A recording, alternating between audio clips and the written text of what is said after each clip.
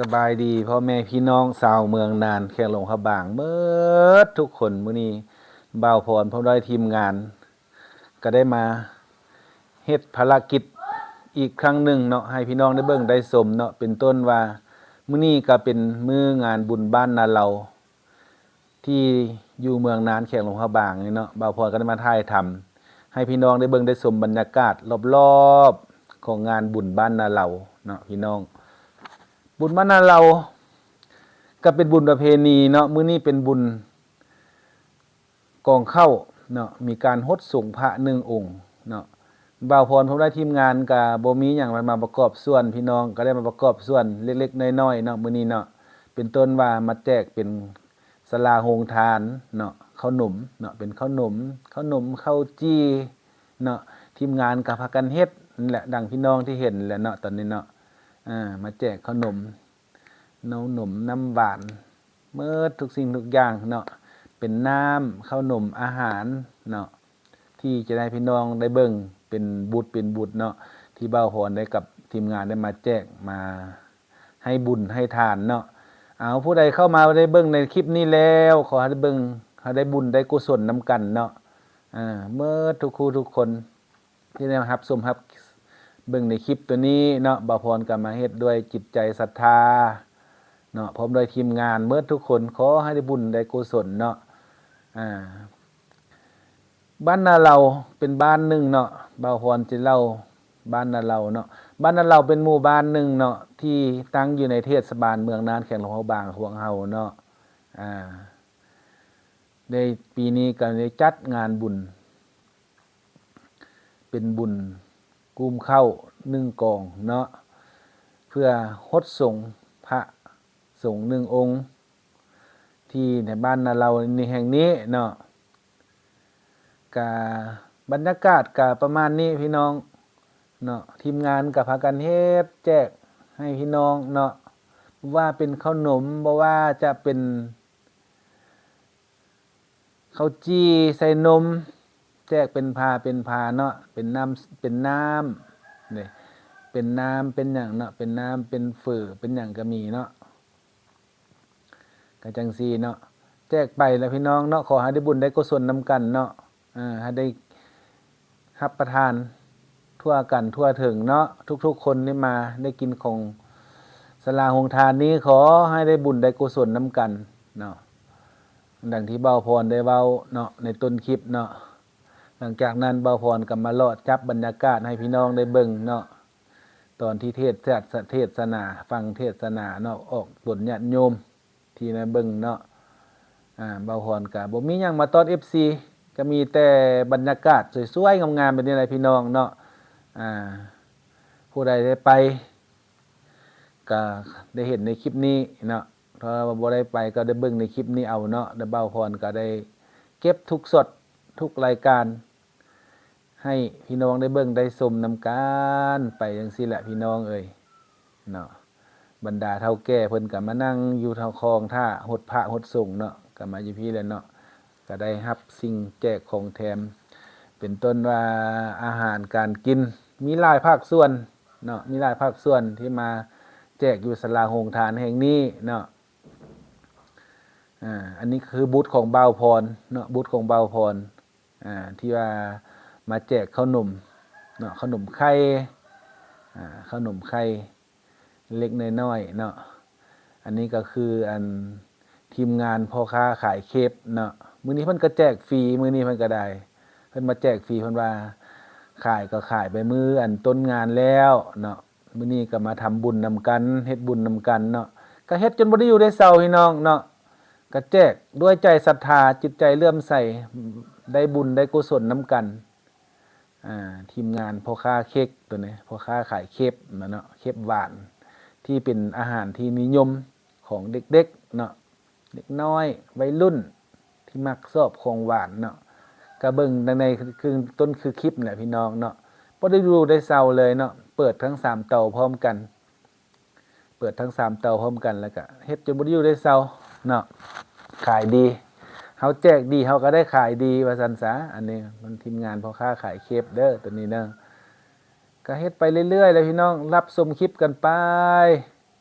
คลิปตัวนี้จะเป็นคลิปยาวๆได้พี่น้องได้เบิ่งกันยาวๆเนาะนี่ทีมงานว่าพรหลังจากแกะขนมแล้วก็มาพับเป็นพับเม็ดฝน5 แก้วเนาะพับเม็ดฝน5 แก้วเกียมว่านเอาบุญเอากุศลหลังจากที่เพิ่นจีอันแห่พระสงฆ์ฮดเข้าไปฮดไปส่งนั้นเนาะตามประเพณีความเชื่อที่เพชรผล5 แก้วก็มีว่าที่ฝน5 แก้วเฮาว่านไปเนาะเฮาว่านไปแล้วมันก็จะได้เก็บคืนมาเนาะร้อยเท่าพันเท่าเนาะอันนี้ก็ทีมงานของชาวบ้านนาเราเนาะร่วมแห่งร่วมใจศรัทธาเฮ็ดโรงทานหม้อเฟือใหญ่เนาะอันนี้เนาะหม้อเฟือใหญ่ที่ทุกคนมาหิวข้าวหิวน้ำบ่ได้กินข้าวกินน้ำก็จะได้มารับประทานเฟือเนาะน้ำเฟือกับฟดทวนไปเสร็จแหละพี่น้องเอ่ยรอท่าแขกท่าคนที่มางานบุญตัวนี้บ่ให้อดให้หิวสันสาให้ได้อยู่ได้กินทั่วถึงกันไปเนาะอันนี้เป็นทีมงานของบ้านนาเราเด้อกลับเข้ามาอีกตัดเข้ามาทางนี้เนาะก็คือทีมงานของเบาพรบูธของทีมงานของเบาพรโรงทานของทีมงานของเบาพรเนาะตอนนี้ก็คือว่ากำลังเฮ็ดผล5 แก้วเนาะผล5 แก้วนี่แหละเบาพรก็สีง่วงๆกับมาจับขนมได้มาจับขนมเข้าไปเนาะซีมเบิ่งเนาะขนมเป็นขนมกาแฟอันนี้ก็กำลังแลกเนาะผู้ที่มันมาแจกมาอย่างไรก็จับเอาโลดเนาะพี่น้องเนาะมัก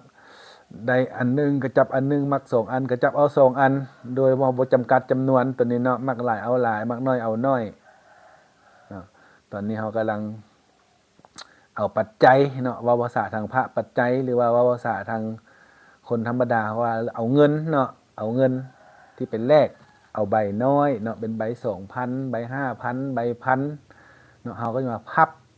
เป็นรูป3 เหลี่ยมเนาะแล้วก็บวกกับข้าวหนมข้าวสารดอกไม้ใส่ขันเนาะเวลานั้นเวลาแห่พระสงฆ์เฮาก็จะได้ว่านฝน5 แก้วเนาะเพื่อให้ได้ตกทั่วถึงกันเนาะเพื่อว่าตอนอันนี้หมายความว่าความตามความเชื่อให้ฝน5 แก้วเนาะเพื่อกระจายให้มันทั่วถึงกันบุญที่เฮาได้สร้างได้กุศลแม่นเฮาได้ว่านให้มันตกทั่วถึงกันเนาะบนสูงให้ตกบนสูงก็ตกบนต่ำก็ตกให้ทั่วกันเนาะได้ทั่วถึงกันเนาะการเฮ็ดบุญเฮ็ดกุศลเนาะเฮาก็มีแต่หวังเอาบุญเอากุศลคือกลับคืนมาคุณงามความดีที่เฮาเฮ็ดเนาะก็บ่ได้หวังอย่างหลายเนาะพี่น้องเนาะก็คือดังว่าทุกคนที่เข้ามาชมคลิปตัวนี้ได้เห็นคลิปตัวนี้แล้วก็ขอให้ได้บุญได้กุศลนำเบาพรไปเต็มๆเนาะในคลิปตัวนี้เนาะยกมือสาธุไปนำกันเนาะมื้อนี้เบาพรมาเฮ็ดบุญเนาะมื้อนี้เนาะก็เลยก็มาถ่ายคลิปพี่น้องเบิ่งจับบรรยากาศพี่น้องเบิ่งเนาะได้เบิ่งได้ชมในคลิปตัวนี้ก็จะเห็นทางในทีมงานที่เฮ็ดคลิปไปเฮ็ดไปเรื่อยๆพี่น้องความอันเฮ็ดบุญเฮ็ดกุศลนะเพื่อว่าผลบุญในภาคหน้าเนาะจะเป็นสิ่งนำพาที่เราได้พบผลสำเร็จเนาะอันคุณงามความดีทุกสิ่งทุกอย่างที่ได้เฮ็ดลงไปเนาะ ที่ว่าเดทตอนนี้ก็พับแล้วก็ทีมงานก็มาซาวใส่กันซาวใส่กันนะพี่น้องตอนนี้ขนมของทีมงานเบาพรก็ยังค้างน้อยนึงเนาะก็บ่ยังเหลือหลายเนาะตอนนี้เบาพรก็มาอธิษฐานกับภรรยาเนาะขอให้บุญได้กุศลไปนำกันทั่วๆถึงกันไปที่เฮ็ดฝน5 แก้วครั้งนี้เนาะเบาพรก็กลับเข้ามาถ่ายกองต่อเป็นมือกองต่อเนาะเพราะว่าเบาพรเป็นมือกองเดียวเนาะตอนนี้พิธีฮดส่งของพระบ้านเราจะเริ่มขึ้นแล้วเนาะตอนนี้กำลังเอาพระเอาส่งออกมาจากกุฏิเนาะหรือว่าอันหยังเพิ่นว่าอันโบสถ์หรือว่าอันหยังนี่แหละมาลงมาเนาะเกียมจะฮดส่งอันนี้มันทีมงานของเบาพรคือเก่าพี่น้องเนาะเกียมออกมาเกียมจีได้ว่านผล5 แก้วตอนนี้เนาะผล5 แก้วเกียมจิบเข้าไปเพิ่งพิธีฮดส่งพระเนาะถึงที่ฮดส่งพระเพื่ออะไรก็เกียมเนาะ เกี่ยมทาเบิ่งนำกันเนาะตอนนี้พิธีเฮาเริ่มแล้วตอนนี้เนาะเฮาได้ว่านผลหาแก้วเนาะว่านผลหาแก้วว่านผลหาแก้วเฮาว่านไปจังซี่แหละเบิ่งบรรยากาศก็มีผู้เก็บเอาเด็กน้อยผู้ใหญ่เก็บเอาบรรดาเม็ดผลหาแก้วตกลงไปเนาะเป็นต้นว่าคือข้าวหนมเป็นเงินข้าวสารเนาะตกลงไปบนใดก็ฮับเอาโชคเอาไสเอาบุญเอากุศลที่เฮาได้สร้างได้สร้างนำกันเนาะได้กันหลายๆภาคส่วนเฮ็ดผลหาแก้วได้จับว่านไปตามอัธนิสัยพี่น้องเนาะว่านไปแบบนี้เนาะผู้เก็บก็เก็บผู้ว่านก็ว่านบรรยากาศคึกคืนดีพี่น้องบรรยากาศเนาะคึกคืนดีม่วนซื่นบรรยากาศคึกคืนม่วนซื่นเบิกบุญอิ่มใจไปนำกันเนาะด้วยบรรยากาศมื้อนี้ก็อากาศสีครึมๆตอนเช้าคล้ายๆคือฝนจะตกเนาะแต่บรรยากาศก็แจ้งดีอากาศก็แจ่มใสดีเนาะแล้วก็มาฮอดตอนนี้แล้วก็ถึงขั้นตอนฮดส่งพระเนาะฮดส่งพระเนาะฮดส่งพระก็พาก็เอาน้ำคนละตุกเนาะก็ว่าน้ำเตาแก้วอาบแล้วซุ่มเย็นอันนี้นะน้ำเตาแก้วอาบแล้วซุ่มเย็นคือที่เฮาฮดส่งพระนี่แหละเนาะเฮ็ดให้ตนเฮาได้ฮดส่งฮดพระนี่แล้วเฮ็ดให้ตนโตสุขภาพจิตใจเฮาซุ่มซื่นอยู่เย็นเป็นสุขหายโรคหายภัยหายไข้หายเจ็บเพิ่นว่าตามความเชื่อเนาะพี่น้องเนาะที่ประชาชนคนลาวเฮาได้สืบทอดต่อเนื่องกันมาหลายเส้นคนเนาะก็เป็นการที่ปะบ่เอาได้เนาะตอนนี้เนาะมาถึงขั้นตอนนี้แล้วก็ทางทีมงานเบ้าพรก็จะได้มาย่างมาแล้วฮดส่งพระแล้วก็ได้กลับมาจับพิธีตอนนี้ทีมงานของเบ้าพรก็จะได้มาแจกขนมให้แต่ละคนเนาะผู้ที่บ่ได้ไปเอาหมายความว่าศึกษาผู้ที่บ่ได้ไปบูชผู้ที่ยังค้างคานางนบเทือถานาของเฮาเนาะทีมงานของเบ้าพรก็ได้มาแจกขนมตามแต่ละบ่อนให้มันทั่วถึงกันอีหลีเนาะให้ได้อยู่ได้กินน้ำกันเนาะให้ได้รับส่วนบุญส่วนกุศลน้ำกันเมื่อทุกคนดังคือว่าที่พวกว่านผลหาแก้วว่านแล้วให้มันตกทั่วถึงกันเนาะมาพรก็ได้ทั้งหมดด้วยทีมงานก็ได้นำพากันมาแจกขนมอีกเนาะแจกขนมแจกยายไปมันทั่วถึงทุกจุดทุกเฮาว่อนแท้ๆเนาะบ่ให้มันข้างมันขามันทั่วถึงกันจนไปฮอดทุกบ่อนว่าซั่นซะบ่อนใดบ่ฮอดบ่ถึงเฮาก็ไปฮอดแท้ๆแจกให้มันฮอดได้บุญได้กุศลได้อยู่ได้กินนํกันเมื่อทุกคนว่าซั่นซะแจกไปหมดทุกคนเนาะมาถึงขั้นตอนนี้ก็ยังแจกเนาะทีมงานของบ่าวพรก็ยังมาแจกคือเก่าเนาะแจกให้มันหมด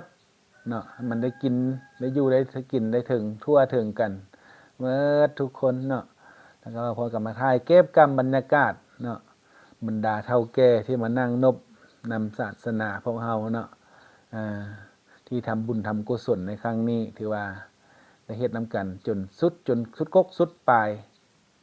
ที่ได้รับบุญรับกุศลหลายๆอันเลยพี่น้องเอ่ยเนาะเอาพรกับเก็บกับบรรยากาศทางข้างๆให้เบิ่งเนาะถ้าถึงขั้นตอนนี้ก็ถึงขั้นตอนตักบาตรสวรรค์เนาะตักบาตรสวรรค์ใส่บาตรสวรรค์หรือว่าใส่เงินถุงพระเนาะอันนี้ตามความเชื่อใส่เงินถุงพระนี้ก็แม่นให้ตัวเองให้มีเงินมีคำใช้บ่ขาดถุงขาดไทยหมายความว่าเนาะเฮาใส่เทื่อนึงมันก็จะใส่ถุงพระเทื่อนึงมันก็จะได้คืนมา100เท่าพันเท่าหั่นแหละเนาะตามความเชื่อเนาะแล้วก็บรรดาออกตนญาติโยมเนาะแม่ออกหรือว่าซาเนาะก็ได้เอาผ้าสบางแพรตัวเองได้ปูธรรมดาผู้ชายก็ได้นอนลงให้พระสงฆ์ย่างใต้อันนี้เพิ่นว่าพิธีใกล้ขวเงินขวค้ำเนาะตามความเชื่อเนาะให้พระสงฆ์เหยียบไต้ให้ปัดเป่าสิ่งชั่วร้ายออกห่างกายเนาะตามความเชื่อเนาะแล้วก็พากันป้อนเงินถ่วงคงพระเนาะป้อนเงินถุงพระผู้ละ1,000 2,000ผู้ 4,000 5,000 10,000สุดแล้วแต่ปัจจัยเนาะอัธนิสัยเนาะพระสงฆ์เพิ่นก็บ่ได้ต้องการว่าต้องป้อนนั้นป้อนเท่านี้เนาะมีเท่าใดเอาเท่านั้นเนาะตามศรัทธาเฮามีเนาะมี5ป้อน5มี10ป้อน10เนาะถ้าบ่ปัจจัยมันก็ย่อมือสาธุนำกันเนาะแล้วก็ได้บุญทั่วๆกันนั่นแหละพี่น้องเนาะมาถึง